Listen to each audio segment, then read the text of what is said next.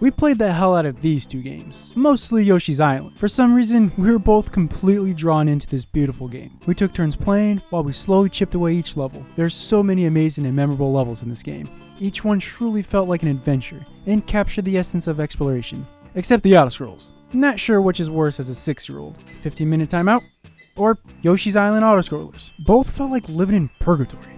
The music is extremely soothing and expresses a sense of simplicity. Then we'd reach the fort and castle levels, and damn did our determination and curiosity run wild. They all felt so suspenseful and creative as you navigate various themed castles and fortresses. Our favorites were the ones that required you to find and collect keys in order to progress deeper inside the castle. We'd use our imagination and replicate this in real life by drawing out maps, which was inspired by the world layout. The two of us would wander around our house, pretending to look for a key to unlock the door to the boss. Oh, and the bosses in Yoshi's Island are incredible. There's this big thing called Bert, where you have to take off his pants by chucking eggs at him. One boss takes place inside of a frog's stomach. Fighting Raffle on the moon was a tense and an unforgettable experience. This game no doubt shaped up an important piece of our childhood, and will always be a special game to us. Super Mario World is also a game we hold dear to our hearts. It might have been the very first video game the two of us have ever played since our dad owned a Super Nintendo when we were like 2, but that's still a mystery we're trying to solve to this day.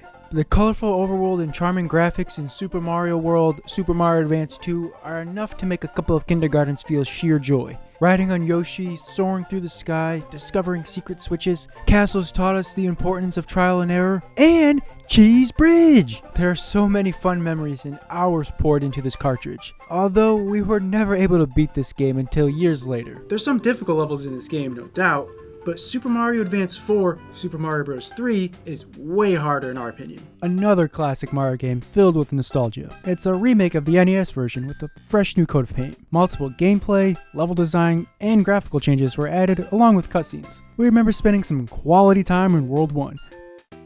We sucked, okay? We got to know so much about World 1, stuff you'd never believe. World 1 and us are like brothers. We go way back. World 7 Fortress is a long story.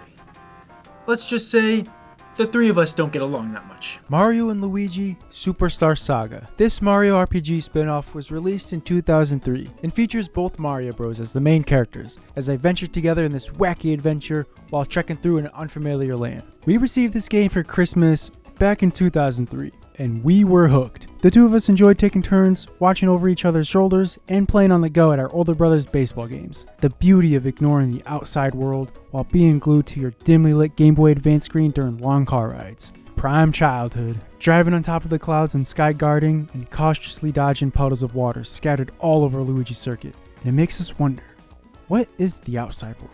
Nothing shouts introverts more than not wanting to play catch with the friend we ran into while at our brother's baseball game because, hello, we're kinda in the middle of solving the greatest mystery of this generation, which is, how the f*** do we get past this damn bridge?